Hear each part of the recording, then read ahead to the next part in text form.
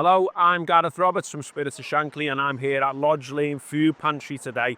It's freezing cold in Liverpool today, and for most of us all we've got to think about really is how do we heat the house and what clothes do we wear. Unfortunately, there are lots of people in this city and beyond who can't afford to heat, you can't afford to eat, and places like this, they help those people. Spirits of Shankly help to fund this place, so we're going to find out what it's all about.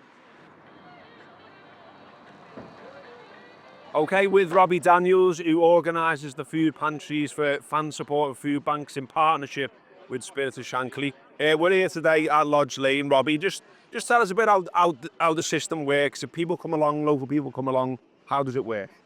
But basically, people just come and join up on the day. They don't need to be referred. It's not means tested. They just come up, pay the £3.50. They get a shopping basket, as you can see, and they go around all the tables. They'll pick 10 items. They'll go to that table, check out. Then they'll come over here and they'll get fresh meat out the fridge in the van. And then after that, they'll go over there and get some fresh fruit and veg. And it's not just Lodge Lane, is it? It's all around the city. We actually do 8 of these in Liverpool, and we started another 4 off in St Helens. So in total, there's 12 of these going on in the Merseyside area. And this goes all the way back to the fan supporting food banks. That's where it all began with. Yeah. Well, what happens is the fans that donate on the match day, all their ambient food, the jars of pasta, the tuna,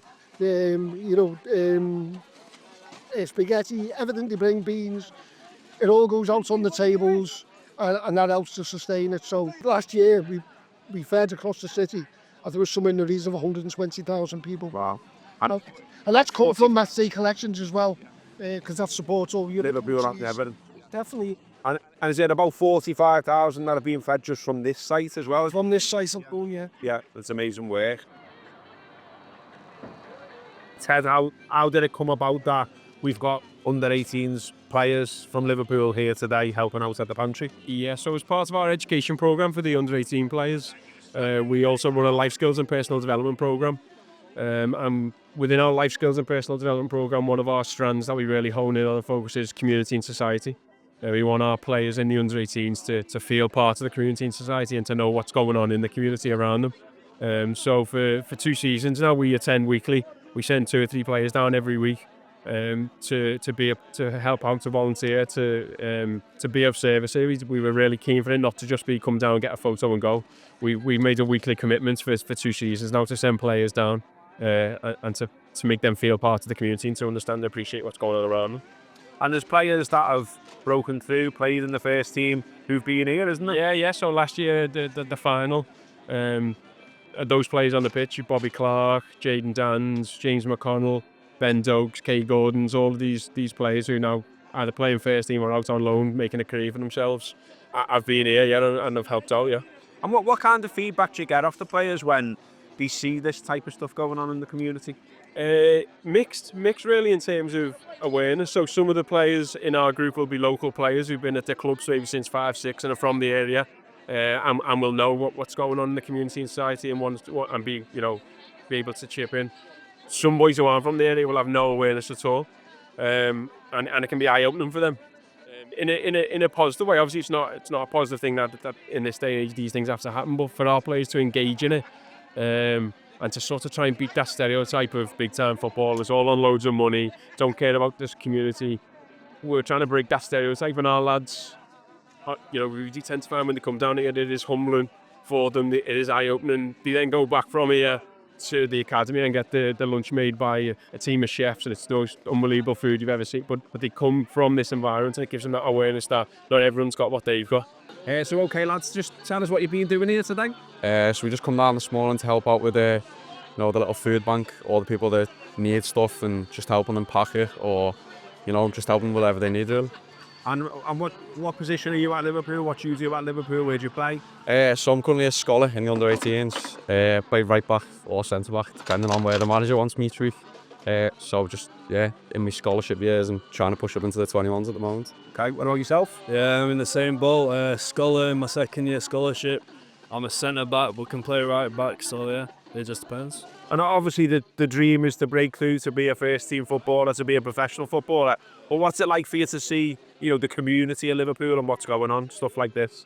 Yeah, it just gives you an insight into like what this city's got to be about, and it just gets you a lot closer to the club and other things. But yeah, the dream is to break through, be first team, and do everything I can. And when you do stuff like this, does it get the lads talking about sort of the wider world, what's going on? Because there's a bit of an accusation at times that maybe footballers are in a little bit of a bubble. They maybe don't understand stuff like this. Does this give you a bit of education and understanding about the challenges for some people in Liverpool? Yeah, I think it's like a real eye-opener for all the lads when they come down. I know when they come back from being here, obviously every week we all talk about it and what the community is like and stuff, but I think that stereotype about football is not really caring about the wider community. I don't think it's true, because as you can see, we're down here today and helping out, and we enjoy it. It's not like we're forced to be here, but we enjoy being here, so that's good. Tell us why you help out. Just to kind of engage with the community. Like, I live in the local area, so it's nice to kind of get to know people who you, because sometimes you can live in a place and not really know no one. So it's good to kind of like engage and kind of get to know people that are in the local area, and it just connects everybody together. I get some out of it myself, interacting with people, seeing the same people every week, having a little bit of banter, and I believe in the whole thing, what they're doing. So it's good all around. Really. Yeah.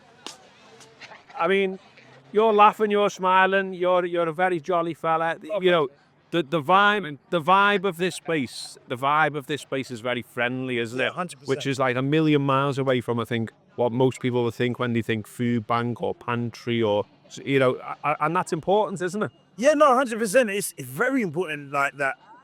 Basically, people that are, trying to make ends meet, and people that might find life a little bit. Some people that are in the area that are finding life a little bit of a struggle. It's nice that other people in the community can all come together and kind of help each other. Everyone's really friendly and nice, and it felt like I was walking into a family that looks after each other. We have a WhatsApp group where we check in on each other when people are ill, or we see what's going on in the community and see what we can do to give back. We share pamphlets about the Women's Hospital or charities that are giving financial or tax support. NHS often stops by to give health advice. Sometimes we do fun things like have barbecues and football games. So no, it's a community gathering, and it's giving back in a community way. So I'm happy to support it. It's such a lovely place for people to come to. They enjoy coming, not just for the food, because it's it's kind of a happy place, and people have got a kind of ownership because they're part of it. I mean, it's a weird one, isn't it, Robbie? Like, on one hand, it's amazing, it's community, it's people coming together. On the other hand, it's kind of sad at the same time, isn't it? So, well, we did have a game where we sort of, before the last general election, we highlighted them. We had a banner made, and the banner just said, "Close us down." And that's what every political leader in this country should be looking at, closing these food pantries down and food banks in general, because, in the sixth richest country in the world, it's ridiculous, isn't it, that we're having to feed people. So ordinary people are looking after people in this city. The governments aren't doing it. We're doing the government's job, and we shouldn't have to. And there's people who look at Spirits of Shankly, wonder what Spirits of Shankly do. Obviously known for campaigning work, working directly with football fans, representing them. People will say, though, I pay £10, where does that £10 go? Well, some of that money is going to donations to this, isn't it? And directly paying for that food. 100%. So the ambient food we get here, that comes from Spirits of Shankly at this pantry. So all the other 7 pantries rely on the match day donations. And as you can see, it's a brilliant thing. And I think we've been here just over 2.5 years now, I think. And in that time, we've potentially fed, since we've been here, probably 90,000 people. And there's a real community feel here, isn't there? I mean, we've only been here a short time this morning, but you can see there's obviously familiar faces. Yeah. It's a friendly atmosphere. I believe you get sometimes like music down here, artists down here. You do workshops. Yeah, we do. What we did was John Moores University done an impact study on the work of van support and food banks in general, which included this pantry. So they come here, spent about 3 months here, taking all sorts of details off people, interviewing people.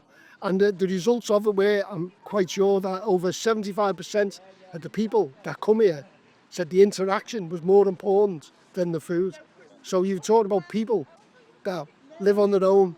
And it happens with other pantries as well. I'll give you for instance. So at the Everton pantry we did, there was 2 women there one day. I was talking to them, and they went, "Oh no, she's having that, and I'm having this, and I'm cooking her tea tonight, and she's doing mine tomorrow." And they only met at the pantry, and yet there they are now, and they're sharing meals and sharing resources and company together, you know. So. And the way you run it as well, Robbie, it's all about sort of being kind to people, isn't it? So there's no, you know, you're trying to break down the stigma of it a little bit, aren't you? There's no means testing or anything like that. So it's not means tested, and the idea is, so there is food pantries all over the country. Most of them are indoors. Decided to do it outdoors, like a farmer's market, and the idea of that was to destigmatise food poverty. So you don't have to walk in anyway. You can just walk past. You can join up, and you can just do your shopping. So it's, for want of a better word, it's an outdoor market. And we did it like that, and it was purely to destigmatise food poverty. As an honorary Scouser, the whole idea of never walking alone is how things are handled here. So feel no shame, have pride. You can see how welcoming we are, and it's a great place to be if you're in a moment of need. You have people who are willing to help each other out.